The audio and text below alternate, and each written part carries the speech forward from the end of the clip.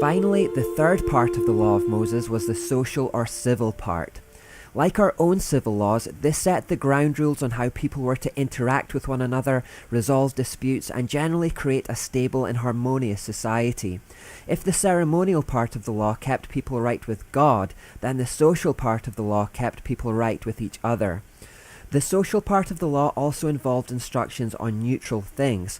For example, it stated that every 7 years farmland should be rested so that it remained productive with food. Every 7 years all debts were to be cancelled and reset too. And if you'll allow me to go off on a slight tangent on that, one of the accusations often levelled at the Old Testament is that it condones slavery. The truth is that while it's true that people could put themselves into slavery to pay off a debt to another, the social part of the law insisted that all debts had to be cancelled and slaves had to be freed every 7th year. So this wasn't slavery in the way we think of it today. It's a bit like when you can't pay a restaurant bill, so you spend the evening doing unpaid labour, like washing the dishes to pay off the debt. People who had come into poverty and who couldn't pay their bills could put themselves under the ownership of another doing unpaid work to pay off a debt, but the owner was commanded by law to release that person back into freedom within 7 years. There were also firm instructions to treat the slave more like a temporary worker or house help rather than a slave. Harsh treatment was strictly forbidden. Every 50 years there was also to be what's known as the Year of Jubilee, and this was a celebration that also involved the resetting of debts and freeing of slaves. To read about some of the clever ideas in the social part of the law, turn to Leviticus chapter 25. So each part of the law interacted. The moral part was designed to reveal how morally bankrupt the people were in the eyes of God, and then the idea was that they would then be driven towards the ceremonial part with its rituals to atone for their sin. The shedding of blood would be a potent reminder of the severity of their wrongdoing before a holy God, and it would introduce them to the idea that another could pay the price for their sins. And then the social part of the law would keep people right with one another and maintain a stable and harmonious society. But even though I've just been talking about the law of Moses as though it had 3 distinct parts, and although it's common for teachers to divide it like that for the purpose of analysis, it's important to realise that the law of Moses is actually a single and indivisible unit. All 613 rules functioned as one, and I can't stress that enough. In Basic Theology, Charles C. Riney states, "The Jewish people either did not acknowledge the threefold division or at least did not insist on it.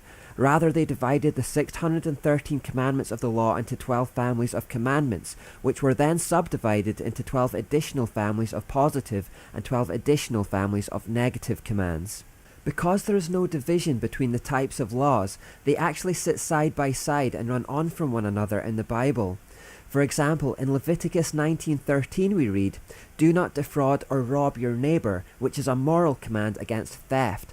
But then running straight on from that we read, 'Do not make your hired workers wait until the next day to receive their pay,' which is a social law. There's no obvious distinction or separation between the 2 types of law in the text. It was a complete unit. What this meant is that if someone broke one of the 613 rules of the law, they broke the whole unit. If they kept 612 of the rules but broke the 613th, they were guilty of breaking the entire thing, and it didn't matter which category of law they broke because it all functioned as one. Our civil law works in the same way. The British government says that murder is illegal, and that's a moral law, but the British government also says not to break the speed limit, and that's not a moral law, it's a social one. It's not any more immoral to drive at 51 miles per hour than it is at 50. But whether someone murders or breaks the speed limit, we use the same expression for both. We say that they have broken the law, singular. The same authority, namely the British government, has been offended by each transgression.